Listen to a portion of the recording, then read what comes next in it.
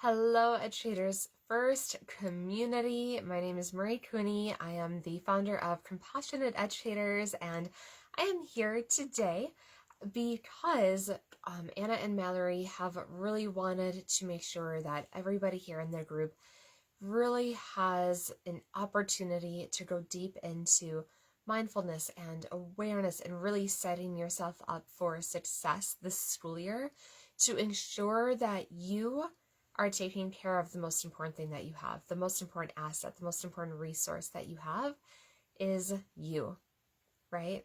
Your students, your admin, the families, they need you to be at your highest and best self.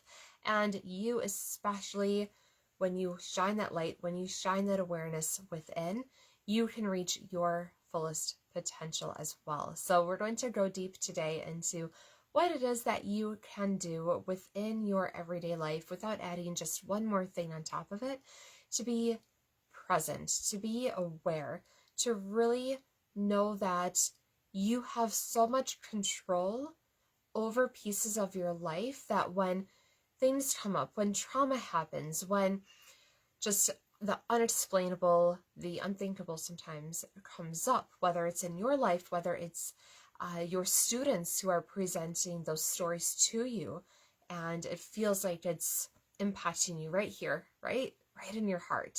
I know how that feels. Let me know. Have you ever had that happen where a student comes in and they just tell you this story that is so heartbreaking and it's so difficult that you feel it deep within as if it almost happened to you?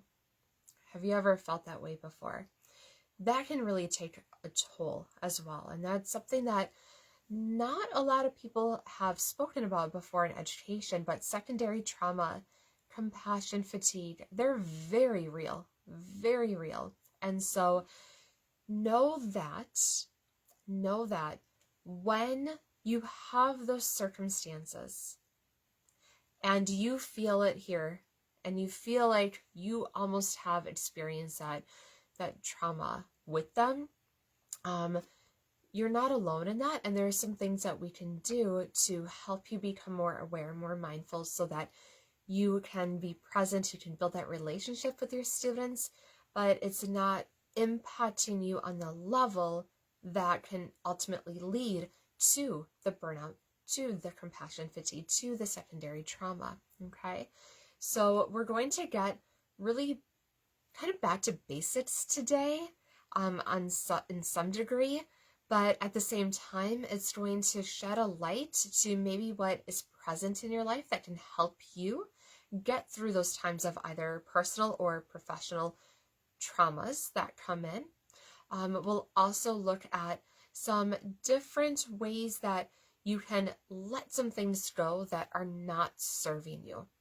Because in order to be open, we have to kind of clear the dust, right? We have to clear the dust that has settled on us, that sometimes we've become attached to, in order to make room for the new, in order to really exceed our own expectations sometimes of what's possible, and sometimes just to be okay. I'm going to be honest, for I know some of you, it's not even about how can I elevate myself to the highest level this year. It's about how can I just be okay and not have to crawl off of the floor every day in order to be okay, right? So we're going to really explore and go. So just a little bit about me, because I know that I'm pretty new to most of you, and feel free to say hi as you come in. Come and say hi. I want to get to know you a little bit better. I'm a part of this community, a part of your community, and I'm so grateful to be here. So I want to get to know you. So as the founder of Compassionate Educators, what I have done is created an opportunity for teachers, for staff to come together in a safe place, not too dissimilar from this right here, but really on their own terms, to bring out what is holding them back, concerns that they have, challenges that they're struggling with, and to really explore and go deep into that. And again, like what we're doing here to elevate to the next level. I'm also a licensed school counselor. I have been since 2008, and I've been in the world of education and social services for the past 20 years. And so I love just helping teachers, educators, families, children to be healthier, happier, and that truly brings me so much joy. So if I can give you a little glimpse into that today, then that just fills my heart, and I hope that this is helpful for you. So let's get back to basics to a degree. So I want you to think about when you are with a student that's struggling.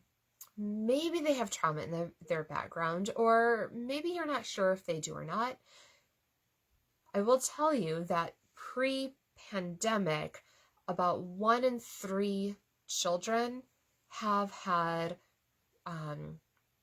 a traumatic experience. This can range from abuse to neglect. It can also be in the form of community violence. There's a wide range. If you're familiar with the Adverse Childhood Experiences, ACEs, then you have a complete picture. If you want to know more, let me know.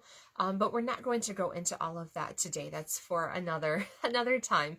But what I want you to consider is when you have a student who is struggling, they have those behaviors that sometimes some of the adults in the building just don't know what to do with it, right? Don't know what to do with the student. How do I help the student where they're at? And sometimes frustration comes out not just from the student, but from the adults as well. Have you ever had that happen? I know that I have. I've been there at all levels, elementary, middle, and high school. It's not unique to one setting, to one experience. Challenging behaviors come up, right? What happens in that moment? What happens in that moment when that student is struggling? What I found as a school counselor is that I would say about 1 out of 2 times, no joke, like about half of the times, what I would do is I would ask the student, are you hungry? Are you tired? Those 2 questions. Are you hungry? Are you tired? About 50% of the time at least, maybe even more actually. I would say even more than 50%. The answer was yes. The answer was yes. They were hungry or they were tired. And man, if you have a combination of both of them, right? Hangry, right? I know how I feel when I'm in that state. And so for a child who is in that state and they're not getting those basic needs met, whether, most of the time it's not a purposeful situation. It's not that they're being withheld those things, but it's just a matter of circumstances. Maybe the parents are overwhelmed working 2 jobs. Maybe they, went to grandparents' house and grandparents didn't have the same routines. There's so many factors that go on behind the scenes. But the point is, do we stop and ask those questions? Because if the student is not getting those basic needs met, just of sleep and of food, right? Or they're getting the type of food that is just, at the convenience store every morning, and they're not getting that nourishment, that impacts behavior. You could have them write as many, I know this is old school, but you could have them write as many sentences as, you want.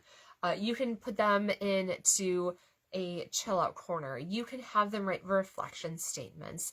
Depending on what age they are, you can go through all of those motions with them, and chances are it's going to elevate that behavior rather than reduce it because their basic needs aren't being met, right?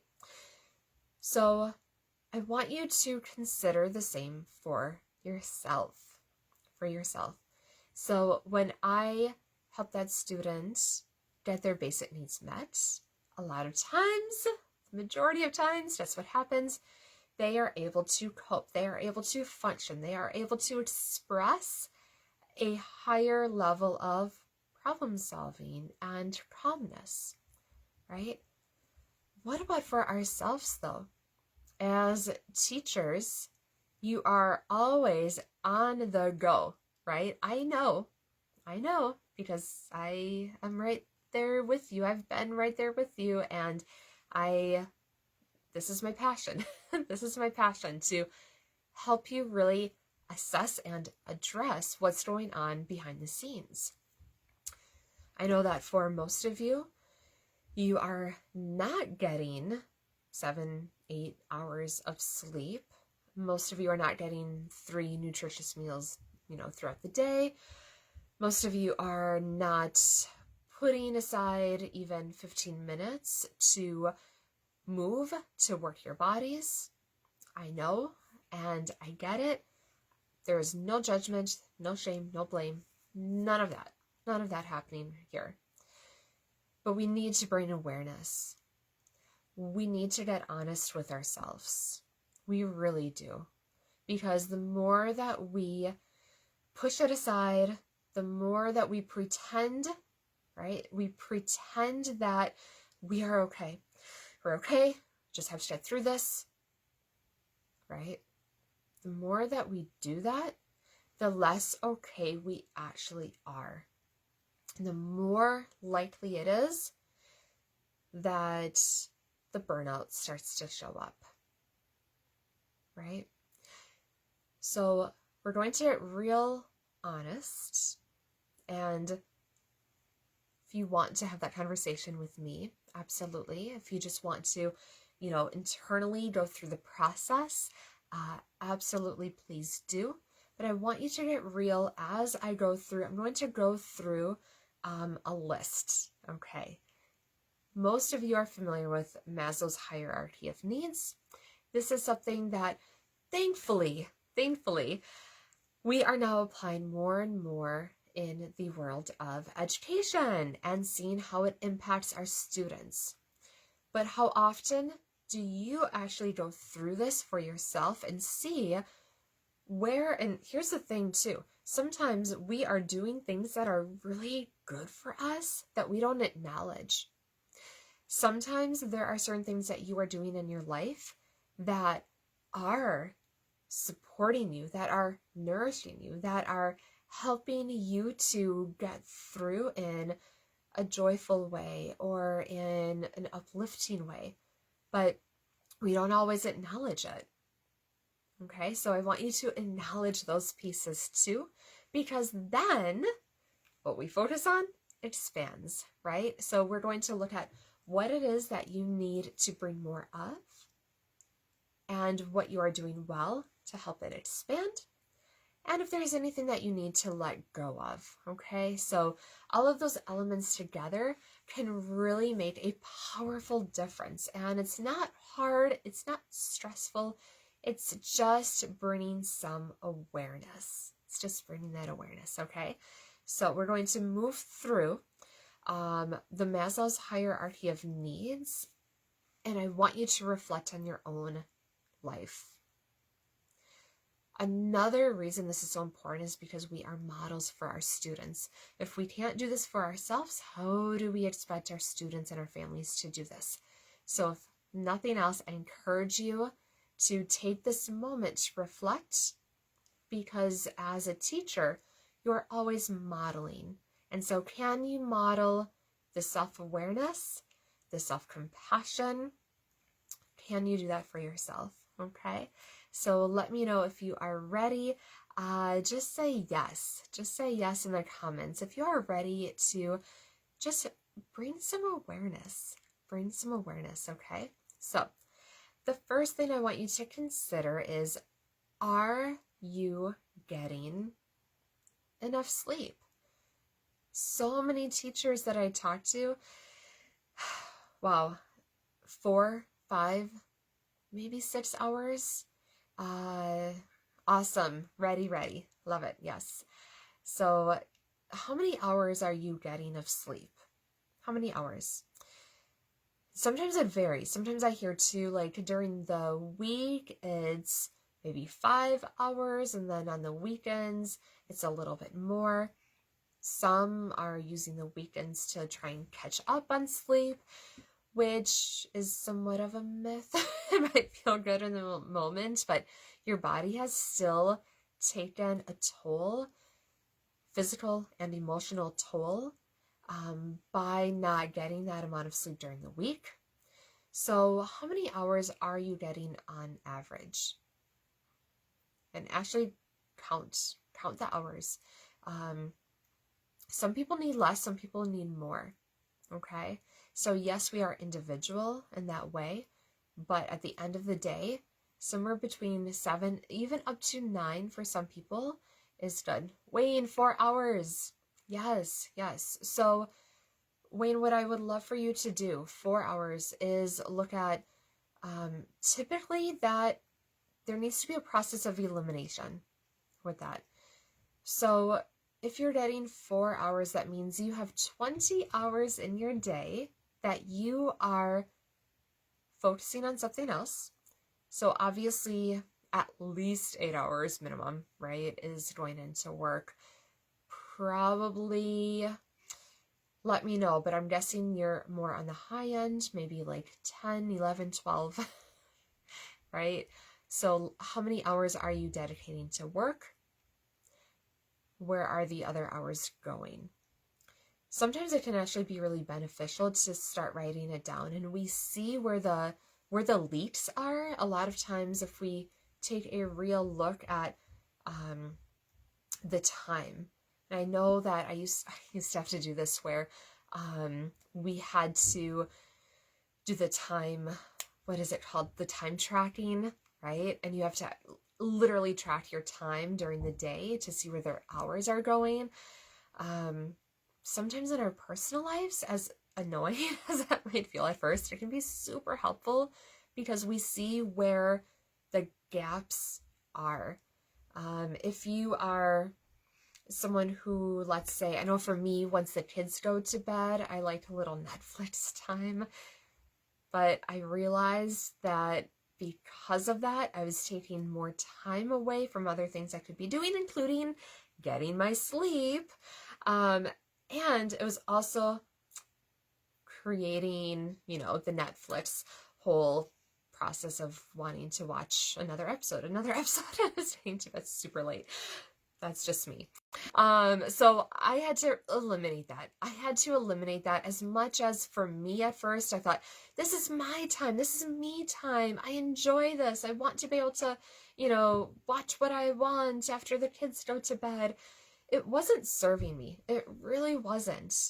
It was kind of this facade that I created in my head that I thought would be helpful, but it was actually bringing me down. So is there anything that you can pinpoint within your day-to-day routine that truly isn't serving you, that could be better used for getting a little extra sleep? Okay? We don't want to work at the detriment of our souls, our bodies, our souls, right? So we want our jobs to be an opportunity to also fulfill our needs versus just giving. There has to be that give and receive. So if you're just giving and not receiving sleep, right, then that's putting everything off balance. So really look at that deeply. And then also nutrition. We take it for granted a lot of times, and sometimes it's, well, I don't have enough time. I don't have enough time for meal prep. I don't have enough time to XYZ. I know for myself, I can't tell you how many times I did the same thing and I found myself in the cafeteria eating the school food. And I don't know why they have pizza and pizza dippers and quesadillas and like all in one week. It's just like carbs and cheese. I don't know how it is at your school, but I'm in Wisconsin. I don't know if it's a Wisconsin thing or if it was part of the national menu, but that is a lot of carbs and cheese. So, to really, once I started recognizing that though, because it felt out of control. I felt out of control over what I was putting in my body. And that physically and emotionally was not healthy for me. So I had to go deeper into, I need to take control of this. I'm the only one who can do something about it, right? So we don't have someone telling us, this is what you need to do to take care of yourself. We have to be the ones to do that for ourselves.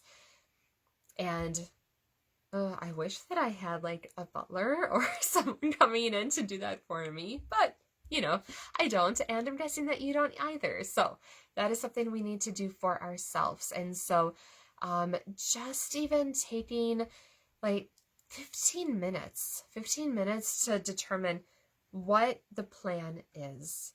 What the plan is going to save so much time down the road and so much lost, I should say so much regret. Like, I regret that I didn't make myself something, to bring for lunch, or that I'm not getting, my veggies that I promised myself I would get. And also having a consistent meal plan. As much as I like to have variety, having consistency has helped so much. I know that we have another expert in the group who talks specifically about this. So definitely, utilize her resources and knowledge too. But that consistency of a meal plan has been so beneficial. But look at, are you getting those basic needs met? And if you're not, then it's going to be a struggle for you this year. It really is. And if we each year say, we're going to do it this year, and then we don't. We're going to do it this year, and then we don't. The years literally pile on top of one another, adding to our just physical, emotional, mental, discourse. And it's hard to, once we're at a certain point, to really bring it back, right? So like the more time we wait, the harder it is to get back on track. So if you need that personal accountability, let me know. I'm more than happy to even get on a call with you and see what it is that you are needing more support with right now in a personalized way. I love helping teachers to create their teacher revitalization plans. If that's something that would be helpful for you, let me know. Totally free to you within the Educators First community. So with that said, going through Maslow's, we look at safety. So if you're like, I got this, like I got my sleep pretty much, covered, the nutrition, I'm pretty good with that. What about safety? How are you health-wise? How are you feeling about your personal security? Do you feel safe in the position that you're at, right? Whether it's at school, at home, is there anything that is lacking in terms of resources that are needed for you, for your family, for your students? I know that for many of you, you feel like your students are your babies in some ways. And so sometimes if you feel that your students don't have the resources they need, it can create kind of a domino effect within you to feel not as safe because you are so protective of your students. So is there anything within that line in which you are feeling like it could be ramped up a little bit this year, that you need more support with, or you're not sure how to create that wellness, that safety for yourself? So again, reflect. If you want to comment on any of this, absolutely do so. It's a safe place to have that interaction. The next piece is love and belonging. Love and belonging, it's not just about romantic relationships. Sometimes that confusion comes in, and sometimes when we're talking about students as well, there's that question of, well, that's not a need. What it is also community, connection, friendships, that sense of belonging. That sense of belonging is a human need. It's a basic human need. So when we think about modeling that and bringing that awareness to our own lives, do you have that? Do you have a community of support? Do you feel a sense of belonging in your role? Do you have opportunities to develop friendships outside of your workday? How does that look for you? I know that some of the teachers I talk to, they feel like they only have a social life in the summer, right? That's like when all the social activities happen and they can finally just breathe and get a break. And that's when the connections can happen. And yes, that's wonderful. And that's when more can happen. But throughout the school year too, think about the amount of energy that those connections can bring forward when you are, going out with your friends, or when you're just having connections with people who have shared interests. And think about the energy, right, that brings to you.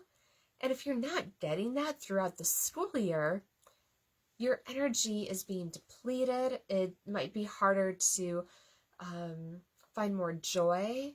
It might be, you might get frustrated more easily, even in situations that normally wouldn't, get to you. A student maybe, has an experience and you're like, oh my gosh, I can't deal with this anymore, right? But sometimes, maybe on another day, another time and space, that would not have bothered you whatsoever. But because you don't have that connection, you aren't, filling your own cup, so to speak, then it really gets under your skin. So what can you do throughout the school year to make sure that you have an opportunity for that belonging, for that community?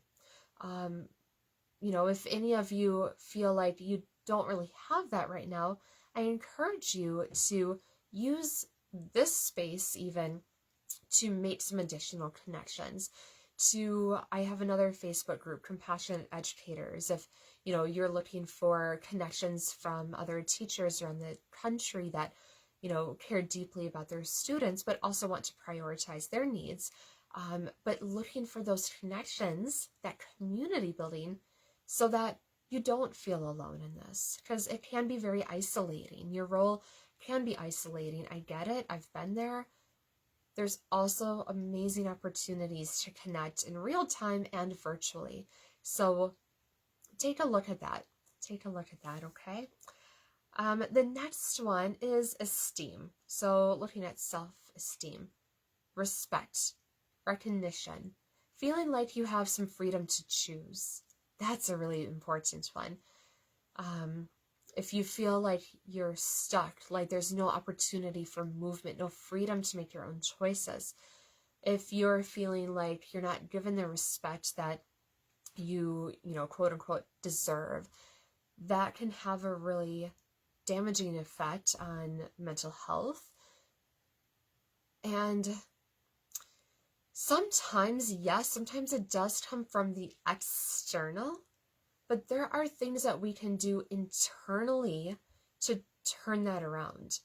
Kind of a bigger conversation for the space that we have today, because we only have a minute or two left. But what I want you to do is really think about, in what area of your life do you receive recognition, support, respect? And if it's not from someone else, what are you most proud of? What are you most proud of? I want you to take a moment to brag on yourself, to brag on yourself for a moment. Teachers, we don't do that enough. You don't do that enough. There's so many amazing things that you are doing, but to truly acknowledge what you are doing really well, that doesn't happen a lot, because oftentimes as educators, as lifelong learners, we're always wanting to learn more and to grow and expand, and that's wonderful. Sometimes it's at the detriment of not acknowledging what we already know and the wisdom, the skills, the talents that you already have. So take a moment to acknowledge that. And I challenge you to put that even here, right? For others to see, right? What comes to your mind when I say, what is it that you are proud of? Acknowledge that for a moment. Acknowledge that. Okay? So, last one. Last one is self-actualization. I can never say that right. I can spell some things better than I can say them, but thank you to my 4th grade teacher, who was a really good spelling teacher. So when you think about this, though, this is at the top of Maslow's hierarchy. When we are working with students, especially when they have a trauma history. Oh, and I mentioned before, 1 out of 3 students pre-pandemic experienced some form of trauma. Now they're looking at still no solid statistics, but at least 1 out of 2. Okay, so just know that in your classroom, yes, there are students who have trauma. There are also coworkers, and maybe yourself has experienced that trauma. So sometimes what happens, though, is that if we are neglecting those other basic foundational elements that I just went through, we are in a position to not reach that top of the pyramid. Same goes with our students. Same goes for adults. Okay, we are truly not that different, right? So what happens here is when you truly can achieve your full potential, when you can expand your creativity, when what's going on internally in your heart, what you are creating, what you are wishing to be, right? That can become brought forth into reality. Okay? So, if you have certain passions or goals, or you have this big dream that you just can't shake, and you just think, I don't know how this is going to happen. Don't know how, right? That dream, that passion is there for a purpose. It's there for a reason. What we need to do, though, in order for it to be realized is to make sure that you are approaching your everyday life from a wellness, a whole point of view. You are nurturing your whole self. And we just went through the steps of what that includes. If there is something that's going on in your life right now that does not fit into those steps, maybe it's self-judgment or self-criticism. Maybe it's a toxic relationship. Maybe it's just simply a lack of organization at this present moment. But if there's something that is not serving you, this is the time to release it. This is the time to let it go, because you have this incredible opportunity to start fresh every single day. You have an opportunity to take what has worked for you in the past, to release what doesn't work anymore, to show up so whole and confident in your life, so no matter the circumstances. When you are truly nourishing your body, getting the sleep that you need, making sure that you have the resources and the support system in place, anything is possible. Anything is possible, okay? So if you need any support with this, please feel free to reach out to me. You can just send me a message in Messenger. But again, you guys, you are doing amazing things within your role, and I hope that you are taking care of yourself, having that self-care, that self-compassion. It doesn't have to be anything that takes a lot of extra time. It can be simply making sure that your body and your heart and your soul are getting what they need and eliminating what is not serving you anymore. So reach out to me if you need any more support with that. And I hope that you have a wonderful rest of your day, and goodbye for now.